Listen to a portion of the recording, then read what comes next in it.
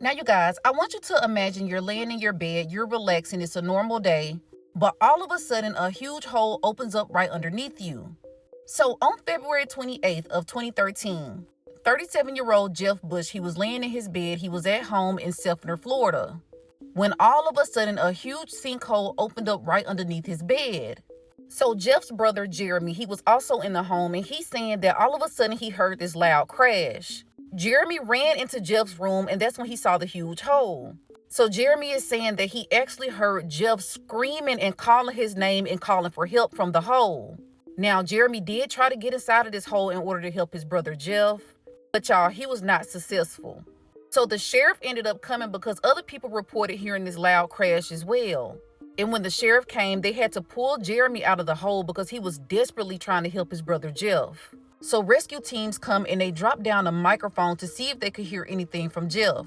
But after not hearing anything from Jeff, they told Jeremy, look, we're sorry, but we cannot save your brother. So Jeremy is completely confused. You guys have heavy machinery, y'all got all of these things on top of the hole, but you're telling me that you can't go down there and save my brother. Now, y'all have to understand how this man feels. Just moments before the rescue team came, he heard his brother yelling and screaming his name. So in his mind, he's thinking my brother is down there and he could still be alive, and y'all are just saying, okay, well, we can't rescue him. They said the ground's too unstable to do anything, but they got all this heavy equipment on there, pulling stuff out, and everybody's cheering for everything that's coming out of the house. They were even able to pull out an entire china cabinet.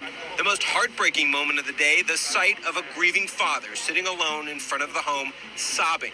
Family members say Jeff's mom and dad are going through hell. I love my mom and dad with all my heart, and I just want my mom and dad to know that I love you and I tried to save your son. So officials believe that at first Jeff might have been alive, but they believe that at some point in time his body dropped into some water, and that water will eventually go out into a nearby river.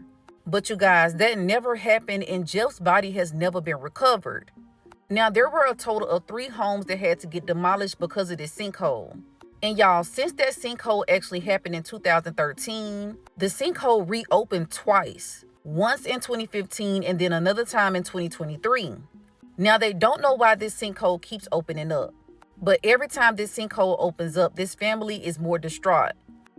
What, it's the first man that died in a sinkhole in recorded history, as I think it was? Jeffrey Bush's body was never recovered from the sinkhole that opened up under his bed and took him down with it. Who knows where the next sinkhole is going to be? Now, my heart goes out to Jeff's family, and I'm very curious, do you guys think that they could have did more to save him?